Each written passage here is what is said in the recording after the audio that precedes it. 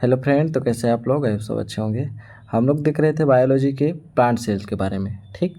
पादप कोशिका के बारे में, ठीक। पादप कोशिका तो हम लोग का कंप्लीट हो चुका है। अब देख रहे थे जो प्लांट के रूट होते हैं उसके क्या क्या फंक्शन हो सकते हैं। जड़ मतलब जड़ के क्या क्या कार्य होते हैं। तो आपको बहुत बेसिक से पता होगा कि जड़ के क्या क्या कार्य हो सकते हैं। सबसे पहले आप एक बार जड़ का या रूट का स्ट्रक्चर देखिए, फिर समझ में आएगा। जैसे आपका ये होता है आपका किसी भी प्लांट सेल का रूट, ठीक। किसी भी प्लांट का ये होता है आपका निचला पार्ट, जो भूमि भूमि के नीचे होता है वो आपका रूट होता है, ठीक।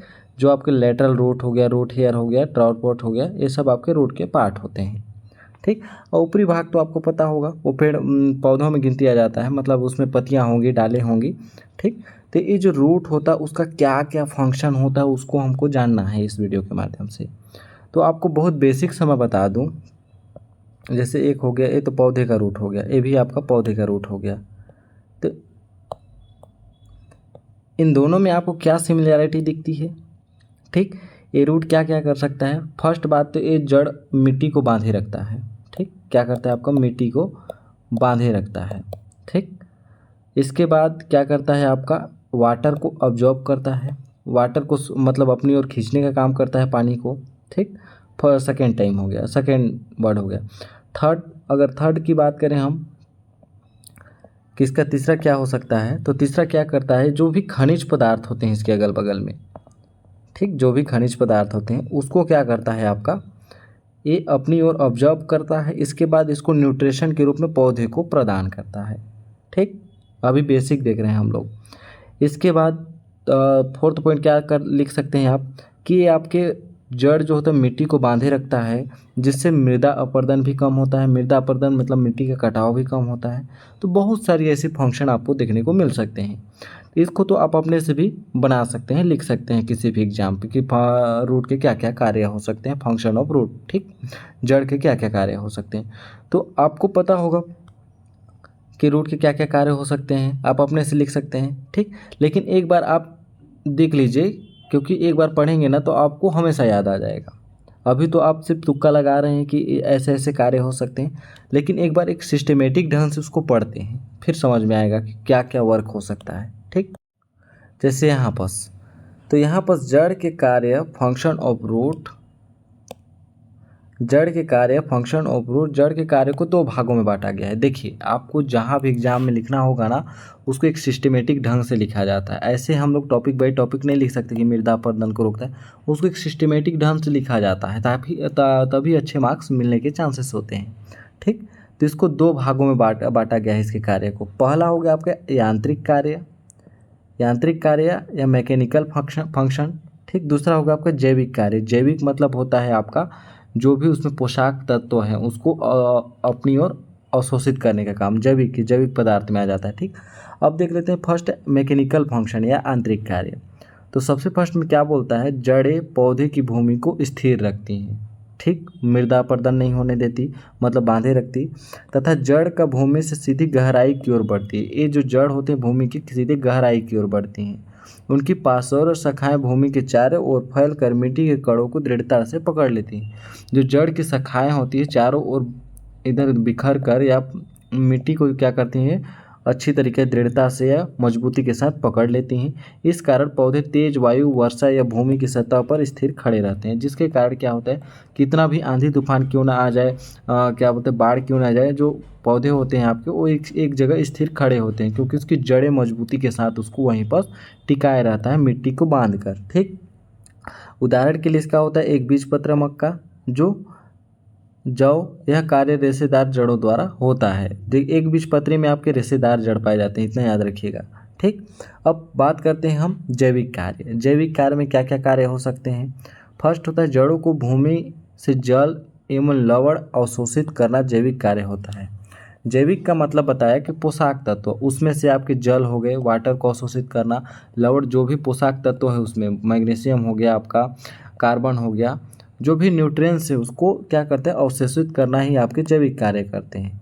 जड़ें भूमि से मूल रोम द्वारा परासरण विधि से जल अवशोषित करती हैं। जड़ें खनिज एवं लवणों को विसरण विधि द्वारा अथवा आयनन विधि द्वारा ग्रहण करती हैं। क्या बोल रहा है कि जड़ें भूमि से मूल रोम के द्वारा परासरण विधि, परासरण क्या होता है उसको आप देख लीजिएगा, ठीक। और विसरण क्या होता है, परासरण जो कम सांद्रता से अधिक सांद्रता की ओर, विसरण अधिक सांद्रता से कम सांद्रता की ओर, ठीक। परासरण विधि से जल को अवशोषित करती हैं और जड़ें खनिज लवण को विसरण विधि द्वारा या आयनन विधि द्वारा ग्रहण करती है। देखिए यहाँ पर 2 वर्ड आया, ये जड़ें जो होती हैं मूल रोम जो जल होता है उसको हम परासरण विधि द्वारा अवशोषित करते हैं वो जड़ें, ठीक। और जो खनिज लवण है उसमें पोषक तत्व हो गया, मैग्नीशियम हो गया, कैल्शियम हो गया, कार्बन हो गया, उसको क्या करता है विसरण विधि द्वारा आपका अवशोषित करता है। ये आपका एक सिस्टेमेटिक ढंग से डेफिनेशन होता है, ठीक। इसके भी दो कार्य बांटे गए हैं, सामान्य कार्य, नॉर्मल फंक्शन। नॉर्मल फंक्शन में क्या क्या आता है देखिएगा, जड़ द्वारा संपन्न किए जाने वाले सामान्य कार्य निम्नलिखित हैं। फर्स्ट कार्य क्या होता है, जल क्या करता है आपका, जल का अवशोषण। जड़ क्या करता है सामान्य कार्य में, जल का अवशोषण, अब्जॉर्प्शन ऑफ वाटर। जड़ के मूल रोम जल के अवशोषण का कार्य करते हैं क्योंकि मूल रोम ही मृदा के कणों के बीच में स्थित कैपिलरी वाटर को सत्संग के रूप में स्थित होती है। कैपिलरी होता है आपका, कैपिलरी उसमें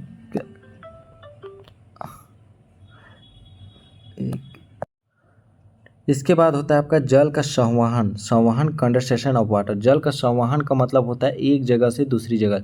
जैसे जो आपकी जड़ होती हैं किसी भी पौधे की जो जड़ होती हैं वो क्या करती हैं, मूल रोम के मृदा कणों के बीच स्थित कैपिलरी के द्वारा जल का अवशोषण करती हैं, ठीक।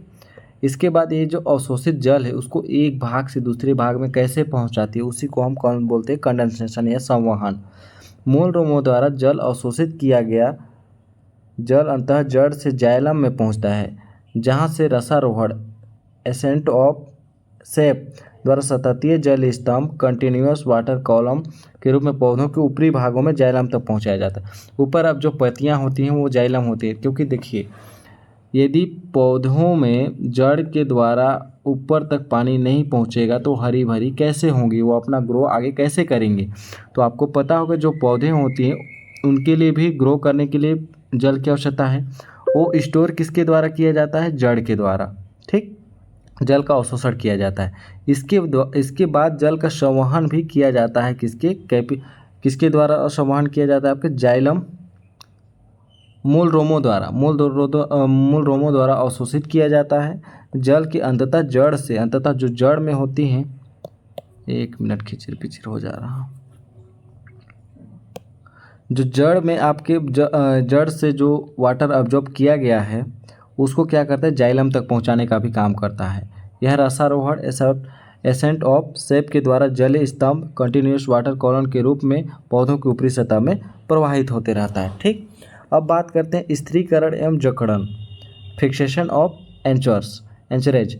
मुख्य जड़ तथा उनकी शाखाएं पौधों को स्थिर रखने में मदद करती है। स्थिरीकरण का मतलब समझ सकते हैं, मुख्य शाखाएं जो होती हैं या जड़ ही पौधों को पूरा स्थिर करने का काम करता है क्योंकि वो मिट्टी को अच्छी तरीके से बांधे रखता है।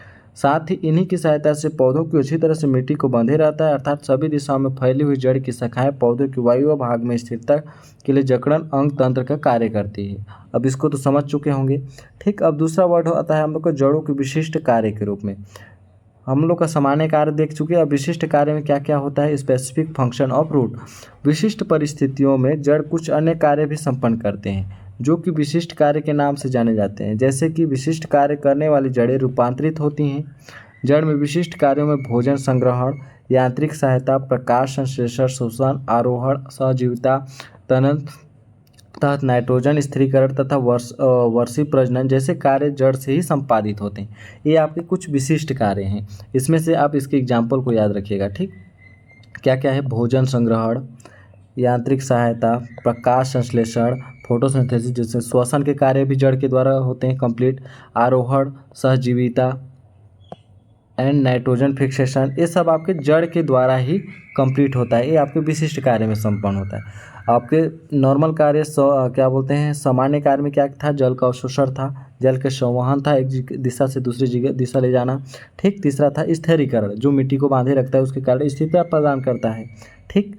अब जैविक कार्य में क्या क्या हो गया आपका, जड़ों भूमि जल लवण को ही अवशोषित करना। जैविक मतलब हो गया कि अवशोषित करना, मतलब जो भी भोज्य पदार्थ हैं उसको, तो उस जैविक कार्य में ही आपका सामान्य कार्य आ गया। और विशिष्ट कार्य आ गया, उसको तो समझ गए। अब यांत्रिक कार्य में क्या करता है, आपको पता होगा यांत्रिक कार्य क्या करता है, पौधे भूमि को स्थिर रखती हैं, ठीक, भूमि सीधी गहराई की ओर बढ़ती हैं, पार्श्व और शाखाएं भूमि के चारों ओर फैलकर मिट्टी के कणों को दृढ़ता प्रदान करती हैं। ये सब आपके इसके यांत्रिक कार्य में आ जाते हैं। तो ये हो गया दोस्तों आपके फंक्शन ऑफ रूट, जड़ के कार्य। आई होप आपको अच्छे से क्लियर आया होगा। मिलते हैं अगले नेक्स्ट वीडियो में, तब तक के लिए धन्यवाद।